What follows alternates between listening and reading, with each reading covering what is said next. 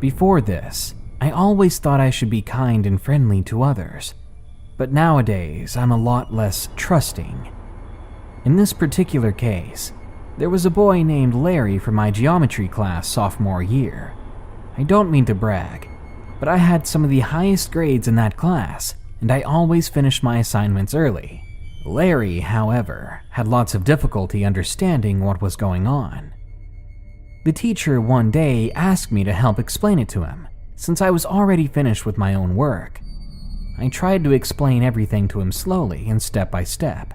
I would not move on until I was sure he understood. In 3 days, there was a big test coming up, and on the day of the test I wished him good luck. I told him to do his best. He was pretty quiet and was never around a big group of people, but he seemed like a very nice person. A few days after we do our tests, we get them back. After class, Larry walked over to me smiling and said he'd gotten a B. "Congratulations," I said. I was honestly happy for him. "Thank you. I couldn't have done it without you," he said to me very awkwardly, but it felt so good that I was able to help somebody. I was starting to think to myself that maybe I should tutor more people.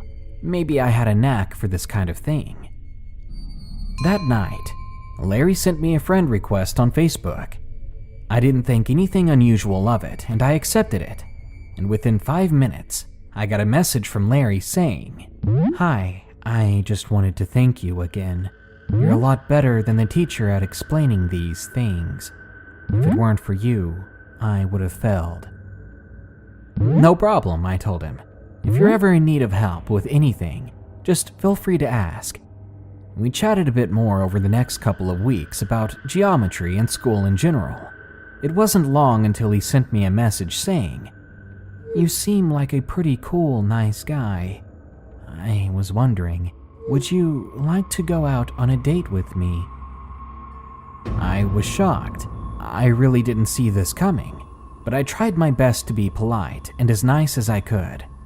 My older brother, who'd already graduated years ago, is gay, so I didn't have any sort of prejudice. I just didn't swing that way.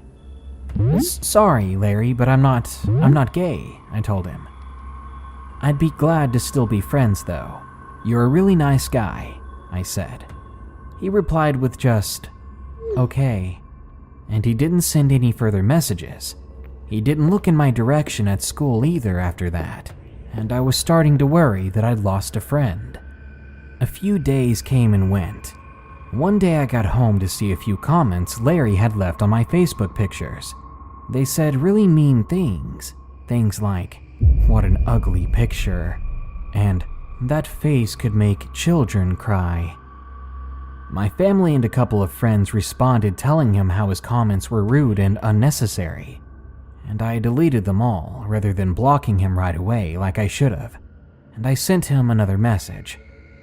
"Hey," I said, I'm sorry I hurt you by saying we can't date, but that doesn't mean you should be bullying me like that. I've done nothing wrong to you, and I don't want to have to block you."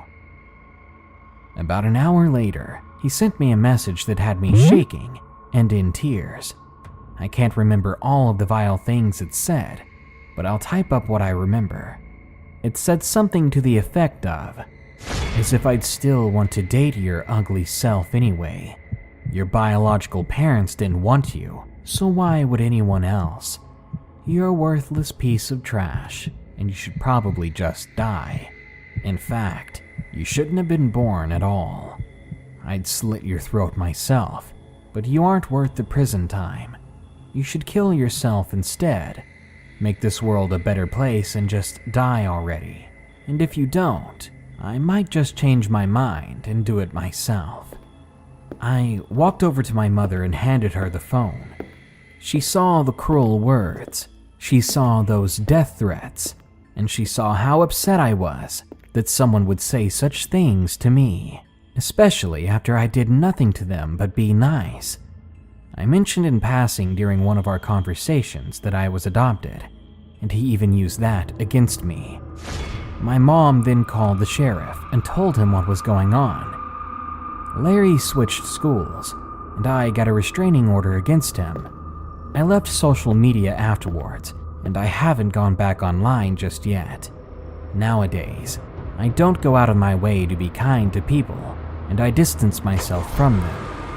I don't harbor any ill feelings against Larry, and I hope that he got the help he desperately needs. Not a day goes by that I don't hope that he was exaggerating about those death threats, because if he was mad for me doing nothing wrong to him, imagine how mad he was now that I got him kicked out of his school. Larry, I really don't want to see you again. I was 16 at the time. I rode the public bus to and from the school. This particular day, I had done some special effects makeup for my classes, so I had fake blood running down my face, and I couldn't be bothered to take it off before leaving school. Now, I knew that people on the bus would stare and ask questions, so I wasn't surprised when a man in his mid-30s started asking about the makeup. He asked the usual questions like, "Did you do it yourself?" So I expected the conversation to be over quickly, but boy was I wrong. This man, who said his name was Rob, started steering the conversation in strange territory, asking me if I had a boyfriend, to which I said I did, and then he asked if my boyfriend liked the makeup and if I was going to see him. I lied and said yes, he did, and that I was going to see him. Then he said with a creepy grin, "You remind me a lot of my sister." I was clueless as to what I should do, so I smiled back, and he continued and said that his sister was kind of a bitch, and went on to say that my sister was always lying about me to our family, and I had fantasies of breaking her like jewels. At this point, I was really terrified. My bus stop was like 20 minutes away, and I wanted to get out of this situation as soon as possible. Seeing that what he said was making me uncomfortable, he told me where he worked and what he did there, and I just nodded along the entire time. Closer to my bus stop, he said, "Do you want to come to my house? I have a freezer full of pizza and ice cream. Maybe we can hang out for some time." I politely declined him, saying that my boyfriend was waiting. I got off at my bus stop and speed walked to my home, all while being on a call with a friend, telling them what had happened. Things were fine after that. I changed my bus route so that I didn't run into him again. But one afternoon, I had to go to the store, and that was on the old bus route. I was nervous getting on the bus, but I became happy when I did not see Rob on there. I did my shopping, and just as I was leaving the store, I saw Rob standing by the door, staring at me. He walked towards me with a grin on his face and wrapped his hands around me.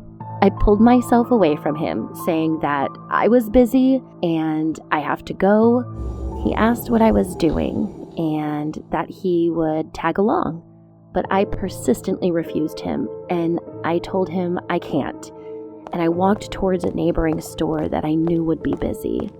Sure enough, Rob followed me. I walked in the heavily populated makeup aisle and kept my focus on some cheap lipstick, hoping that he would go away. But I was wrong, as Rob leaned over me, picked up a red lipstick, and whispered, "This would look really good on you. I can't wait to see you wearing it." He put the lipstick in my basket and walked out of the store. I stayed in the store for 20 more minutes after his departure, afraid to walk home alone. After mustering up some courage, I put away the basket and the lipstick and called a friend to stay on the phone until I reached home. I don't know after that if he had followed me or not, but after that day, the motion detector light on my porch started coming on quite a lot, and I started hearing knocks on my bedroom window. Thankfully, I moved, and I have not seen Rob since.